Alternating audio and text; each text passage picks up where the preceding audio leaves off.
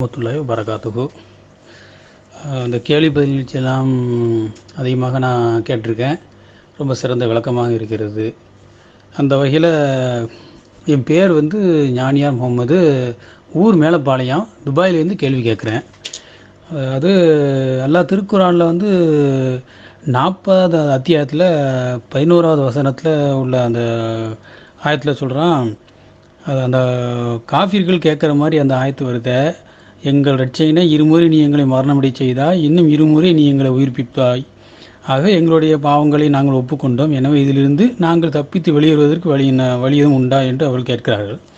இதில் இருமுறை உயிர் கொடுக்கறதுங்கிறது சரியாக வருது.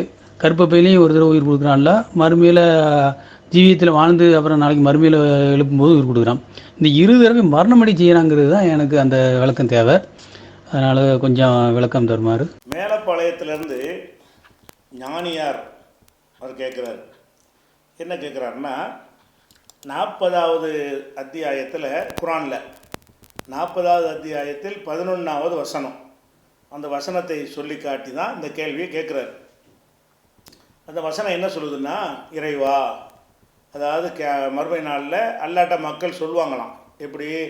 ரப்பனா, எங்கள் இறைவா, அமத்தனா இசனத்தைனி, எங்களை இருமுறை மரணிக்க செய்தாய், வா அஹையைத்தனா இசனத்தைனி, இருமுறை எங்களை உயிர்ப்பித்திருக்கிறாய், அதனால் நாங்கள் எங்கள் குற்றத்தை ஒப்புக்கொண்டு விட்டோம் அப்படின்னு சொல்லி அல்லாட்ட அவங்க சொல்லுவாங்க அப்படின்னு இருக்கிறது.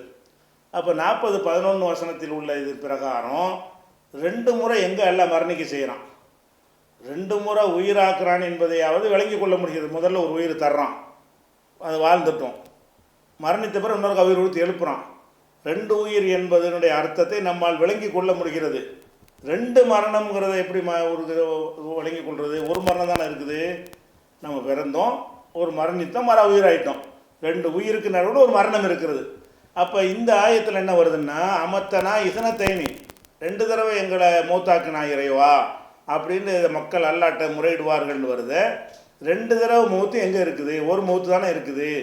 2 தடவை ஹயாத் இருக்குது. அந்த விஷயம் கரெக்டாக இருக்குது. அமத்தனா இசனத்தைனி, 2 முறை மரணிக்க செய்தாய், அஹையைத்தனா இசனத்தைனி, 2 முறை உயிர்ப்பித்தாய். அப்போ 2 முறை உயிர்ப்பித்தாய் என்பதில் கேள்வி இல்லை. கேள்வி எங்கே வருதுன்னு கேட்டால், 2 முறை மரணித்தாய்ங்கிறதுலாம் கேள்வி வருது. அது எப்படின்னு கேட்குறாரு. 2 முறை மரணிக்கலையே, எல்லோரும் ஒருக்கா தானே மரணிக்கிறோம், 2 தடவை மரணித்தல் என்று எப்படி வரும்னு அவர் கேட்குறார். இந்த வசனத்திற்கு பக்கராவில் 2வது சூறாவில் 28வது வசனம் இதற்கு விளக்கம் தருகிறது.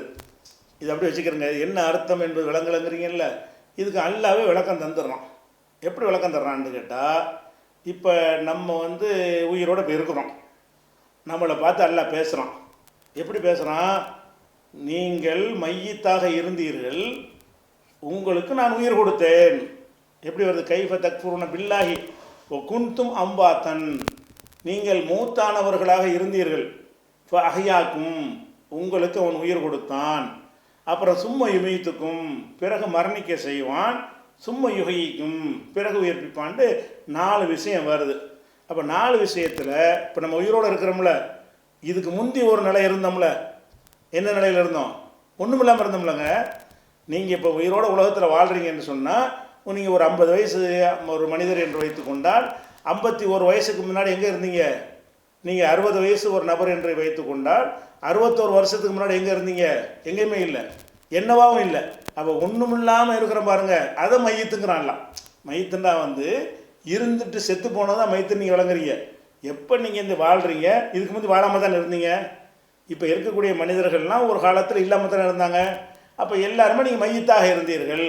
அப்போ மையத்துக்கு அர்த்தம் என்னன்னு கேட்டால், பிறவாமல் இருக்கிறீங்கல்ல, உருவாகாமல் இருக்கிறீங்கல்ல, அதைத்தான் நல்லா என்ன செய்கிறான்டா, நீங்கள் மையத்தாக இருந்தீங்க, ஒன்றும் இல்லாமல் இருந்தீங்க, நான் தான் உயிர் கொடுத்தேன், மறுபடியும் உங்களை மௌத்தாக்குவேன், மறுபடியும் உயிர்ப்பிப்பேன் அப்படின்னு சொல்கிற அந்த 2வது அத்தியாயத்தில் 28 வசனத்தில் எதை 2 மௌத்து என்னன்னு விளைக்கிறான்ல. ஒரு மௌத்து இப்போ நம்ம வாழ்ந்துட்டு செத்து போக போகிறோம்ல, அந்த மௌத்து. இன்னொரு மௌத்து நம்ம வாழ்வதற்கு முன்னாடி ஒன்றும் இல்லாமல் இருந்தோம்ல, எந்த பொருளாகவும் இருக்கலையில், அதை மையத்துக்கிறான்லாம். மையத்துங்கிறது நம்மளுக்கு 2 மரணம் தான் இருக்குது எல்லாருக்குமே. எப்படி 2 மரணம் இருக்குன்னு கேட்டால், நாம் பிறப்பதற்கு முன்னாடி இந்த உலகத்தில் எந்த பொருளாகவும் இருக்கவில்லை. அது ஒரு மையத்தை எல்லாம் உயிராக்கிட்டான். மறுபடியும் இறந்துடுறோம்ல, அப்போ எந்த பொருளும் இருக்க மாட்டோம். மக்கி மண்ணோட மண்ணை உண்மலம் ஆயிடுவோம். அதுக்கு பிறகு அல்ல தமிழை உயிர்ப்பிக்கிறான். அப்போ இல்லாமல் இருந்து எல்லாம் உயிராக்குறான் பாருங்களேன். அப்போ இல்லாமல் இருக்கிற அந்த நிலவரத்தை மையத்துக்கிறான் எல்லாம் இல்லாமல் போனது.